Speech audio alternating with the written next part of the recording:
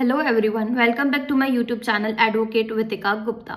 आज हमारा daily one case law series का फर्स्ट डे है, जिसमें सबसे पहले दिन ही हम इन्वायरमेंट लॉ का सबसे इम्पॉर्टेंट टॉपिक और सबसे रीसेंट टॉपिक अरावली मैटर के बारे में बात करेंगे, जिसमें इस वीडियो के एंड तक आपको ये भी आइडिया लग जाएगा कि एक्चुअली में अरावली के साथ क्या हुआ था, क्या उसका बैकग्राउंड है और अभी रिसेंटली क्या करंट सिचुएशन चल रही है।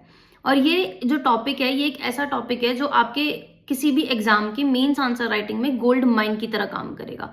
तो इस वीडियो को शुरू करने से पहले हम सबसे पहले ये देखते हैं कि अरावली हिल्स एक्चुअली है क्या। हम अरावली मैटर के बारे में पढ़ने जा रहे हैं, तो हमें पता होना चाहिए ना कि एक्चुअली में अरावली हिल्स क्या हैं।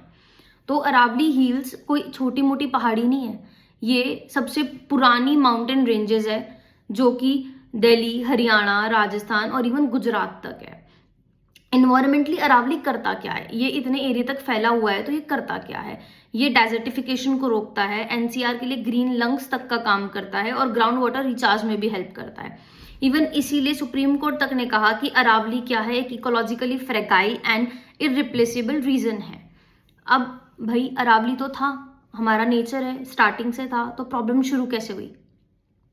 प्रॉब्लम शुरू तब हुई जब अरावली के अंदर इलीगल माइनिंग शुरू कर दी गई, स्टोन क्रशिंग स्टार्ट हो गई, फार्म हाउस बनने लग गए, बिल्डर्स आ गए, रियल एस्टेट प्रोजेक्ट शुरू हो गए, जिसकी वजह से पॉल्यूशन बढ़ गया, वाटर टेबल गिर गया, एनसीआर में डस्ट पॉल्यूशन बढ़ गया और यहीं से ही अरावली का मैटर शुरू हुआ। इसके बाद दो एक्ट्स हमारे पास थे हमारे नेचर को प्रिजर्व करने के लिए, हमारे नेचर को प्रोटेक्ट करने के लिए। कौन से? पहला एक्ट था फॉरेस्ट कंजर्वेशन एक्ट 1980 का। इस एक्ट के अंदर ये बोला गया, डायरेक्टली क्लियरली ये चीज बोली गई कि सुप्रीम कोर्ट के पास पावर है कि अगर आपको किसी भी फॉरेस्ट लैंड के अंदर नॉन फॉरेस्ट पर्पस के लिए काम करना है तो आपको सबसे पहले सुप्रीम कोर्ट से परमिशन लेनी हो, सेंट्रल गवर्नमेंट से परमिशन लेनी होगी। ठीक है, क्या करना होगा? अगर हमें फॉरेस्ट लैंड के अंदर, ये फॉरेस्ट लैंड है, ये नॉन फॉरेस्ट लैंड है, अगर हमें फॉरेस्ट लैंड के अंदर काम करना है, कौन सा काम? नॉन फॉरेस्ट पर्पस का अगर हमें काम करना है तो हमें पहले सेंट्रल गवर्नमेंट से परमिशन लेनी होगी। और दूसरा एक्ट कौन सा था? Environment protection act 1986। इसमें क्या बोला? इसमें सेंट्रल गवर्नमेंट को एक पावर दे दी गई कि वो इको सेंसिटिव एरियाज को प्रोटेक्ट कर सकती है। ठीक है, फिर इसके बाद क्या हुआ? इसके बाद स्टेट्स ने क्या किया? भाई अब आप दो एक्ट लेकर के आ गए हो, आपने कर लिया है, तो अब स्टेट अपना तो कुछ करेगी ना। उन्हें तो इलीगल माइनिंग से इनकम सोर्स हो रही थी, तो फिर क्या किया स्टेट्स ने लैंड को फॉरेस्ट बोलना ही बंद कर दिया। स्टेट ने क्या बोला? स्टेट ने बोला कि फॉरेस्ट नहीं है, ये तो एक रेवेन्यू लैंड है या फिर गैर मुमकिन पहाड़ है, तो हम इस पर एक्टिविटीज कर सकते हैं। ठीक है, इसके बाद अभी एक्टिविटीज 1986 से चल रही है, कुछ टाइम बाद चलती गई, माइनिंग होती रही। उसके बाद 2002 में केस आया MC Mehta versus union of India का। इस केस में क्या इशू हुआ? इस केस में ये इशू रेज हुआ कि क्या अरावली हिल्स में माइनिंग लीगल है? क्या अरावली हिल्स के अंदर हम माइनिंग कर सकते हैं? तो फिर सुप्रीम कोर्ट ने इस केस में बोला कि अरावली एक इकोलॉजिकली सेंसिटिव एरिया है, एक इकोलॉजिकली सेंसिटिव जोन है, वहां पे आप बिना इन्वायरमेंट क्लियरेंस के माइनिंग नहीं कर सकते। बिना इन्वायरमेंटल क्लियरेंस के अरावली में माइनिंग करना इलीगल होगा। उन्होंने ये बोला कि फॉरेस्ट लैंड का डेफिनेशन सिर्फ रेवेन्यू कोड से डिसाइड नहीं हो सकता। फॉरेस्ट लैंड की डेफिनेशन रेवेन्यू कोड किसी भी तरीके से डिसाइड नहीं कर सकता। और ये कहते हुए सुप्रीम कोर्ट ने माइनिंग पर बैन लगा दिया। और यही जजमेंट अरावली ज्यूरिस्प्रूडेंस का फाउंडेशन स्टोन भी माना जाता है। इसके बाद क्या हुआ? जब 2002 में ये जजमेंट आया, तो इसके बाद 2010 के बाद, या 2010 से हम कह सकते हैं, स्टेट्स ने, कौन सी स्टेट्स, स्पेशली हरियाणा और राजस्थान ने क्या किया? लॉज में अमेंडमेंट कर दिए। ठीक है, प्रोटेक्टेड लैंड को, जो लैंड प्रोटेक्टेड थी उसको डीनोटिफाई कर दिया, कंस्ट्रक्शन अलाउ कर दिया। तो फिर 2018 में MC मेहता केस में ही सुप्रीम कोर्ट ने दोबारा बोला कि अरावली जो है वो एक सिस्टमैटिकली डिस्ट्रॉयड नहीं की जा सकती किसी भी स्टेट मशीनरी के थ्रू, जो अभी स्टेट मशीनरी कर रही है। एग्जैक्ट लाइन क्या थी? Aravalli is being systematically destroyed by the state machinery. ये कहते हुए कोर्ट ने माइनिंग पर कंप्लीट तरीके से बैन लगा दिया, कंस्ट्रक्शन पर स्टेटस क्यो लगा दिया, सेंट्रल एम्पावर्ड कमिटी का फॉर्मेशन किया। ये एक जुडिशियल एक्टिविज्म का क्लासिक एग्जाम्पल है, अगर हम कहें तो, कि यहाँ पे सुप्रीम कोर्ट ने पूरी तरीके से जुडिशियल एक्टिविज्म को यूज किया था। इसके बाद 2021-2022 में फिर से कंट्रोवर्सी आई। क्या कंट्रोवर्सी आई? हरियाणा गवर्नमेंट ने पीएलपीए एक्ट को ही अमेंड कर दिया जिससे कि अरावली प्रोटेक्शन से हट जाए। उन्होंने क्या किया, सुप्रीम कोर्ट को मतलब चैलेंज करते हुए, चैलेंज इनडायरेक्ट चैलेंज हम कह सकते हैं, सुप्रीम कोर्ट को उन्होंने इनडायरेक्टली चैलेंज किया और जो पीएलपीए एक्ट था उसको अमेंड कर दिया जिससे अरावली हिल्स को प्रोटेक्शन से फिर से हटा दिया गया।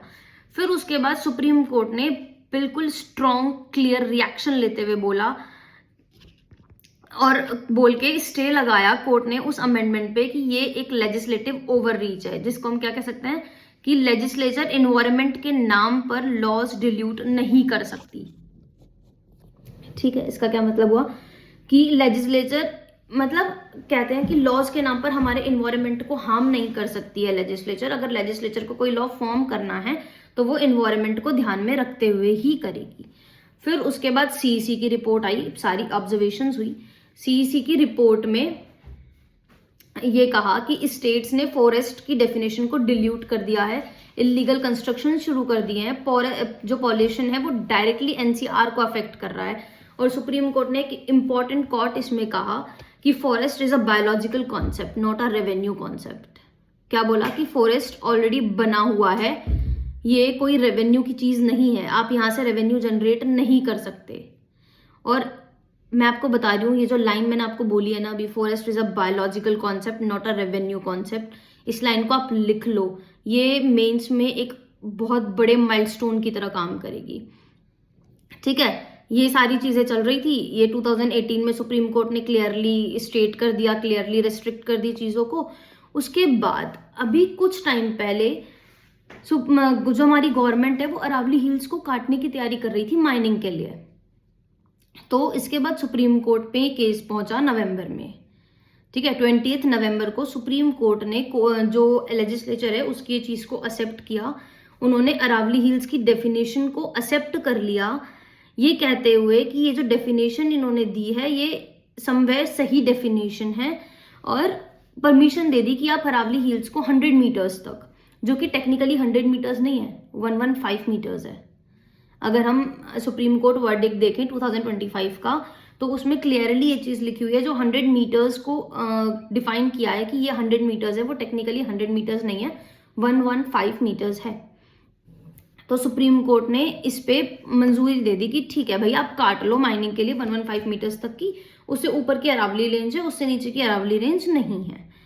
उसके बाद क्या हुआ, उसके बाद बहुत सारे लोगों ने प्रोटेस्ट किया, स्टूडेंट्स ने प्रोटेस्ट किया, जो हम कहते हैं कि वहां पे मतलब बहुत सारे लोग, राजस्थान के लोग जो हैं, जो वहां रह रहे हैं, उन्होंने प्रोटेस्ट किया, लड़ाई दंगे, मतलब लड़ाई दंगे तो नहीं कह सकते, मतलब आंदोलन किए, काम नहीं करने दिया, रोक दिया, सड़कों पर आ गए।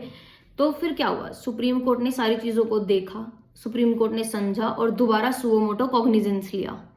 और उसमें सुप्रीम कोर्ट ने क्या किया, सुप्रीम कोर्ट ने अपने ही ऑर्डर को 20 नवंबर को जो सुप्रीम कोर्ट ने ऑर्डर दिया था, अपने उस ऑर्डर को 29 दिसंबर 2025 को सुप्रीम कोर्ट ने स्टे लगा दिया। उन्होंने क्या बोला कि जो भी पुरानी डेफिनेशन उनके थ्रू दी गई थी, वो डेफिनेशन मिस इंटरप्रेट की गई थी और मिसअंडरस्टूड की गई थी। इस चीज को आगे कंटिन्यू देखने के लिए उन्होंने बोला कि अब हम एक्सपर्ट की कमिटी को फॉर्म करेंगे। उन्होंने सेंटर और स्टेट्स दोनों को एक नोटिस इशू किया, डायरेक्टली ये चीज बोलते हुए कि जब तक हमारा आगे का कोई भी एक्सपर्ट कमिटी की तरफ से जजमेंट नहीं आ जाता है, एक्सपर्ट कमिटी की हमारे पास कोई भी रिपोर्ट नहीं आ जाती है, पुराने डिसीजन पर कोई भी एक्शन नहीं लिया जाएगा, वो डिसीजन स्टेड है। ठीक है, तब तक कोई भी अरावली हिल्स को काटा नहीं जाएगा। क्यों ये डिसीजन हमें दोबारा क्यों लेना पड़ा, सुप्रीम कोर्ट ने अपने ही डिसीजन को क्यों चेंज किया? क्योंकि एक्चुअली में अगर अरावली हिल्स है तो ह्यूमन लाइफ है। अगर अरावली हिल्स को काट दिया जाएगा, क्योंकि अरावली हिल्स का 80% जो एरिया है वो 100 मीटर से बिलो का ही है, तो अगर वो 80% एरिया कट गया तो डेजर्टिफिकेशन राजस्थान तक ही नहीं रहेगा, वो डेजर्टिफिकेशन राजस्थान से होकर के दिल्ली एनसीआर तक भी पहुंच जाएगा। और उसके बाद डेवलपमेंट तो डेवलपमेंट, इंडिया में बहुत सारे नेचुरल क्राइसिस होना शुरू हो जाएंगे। तो अगर if India wants to secure human life, then Aravalli को रोकना जरूरी है, अरावली को कटना से रोकना बहुत जरूरी है। ठीक है, ये हमारा मेन केस था। इस केस में एंड डिसीजन अभी तक सुप्रीम कोर्ट का क्या है? इस केस में सुप्रीम कोर्ट ने अभी तक के डिसीजन में अपने ही पुराने डिसीजन को स्टे लगाते हुए अरावली हिल्स को काटने से मना कर दिया है। अब इस केस का जो मेन आपको क्रक्स है वो मेरे इंस्टाग्राम चैनल पे पोस्ट के रूप में मिल जाएगा। और अगर इस केस से रिलेटेड आपको कोई भी डाउट क्वेरी हो तो आप कमेंट में ज़रूर मेंशन करिएगा। और अगर आपको मेरी वीडियो पसंद आई हो तो लाइक शेयर कर दीजिएगा और सब्सक्राइब भी कर दीजिएगा। और थैंक यू सो मच। हम आगे नेक्स्ट केस के लिए कल मिलते हैं।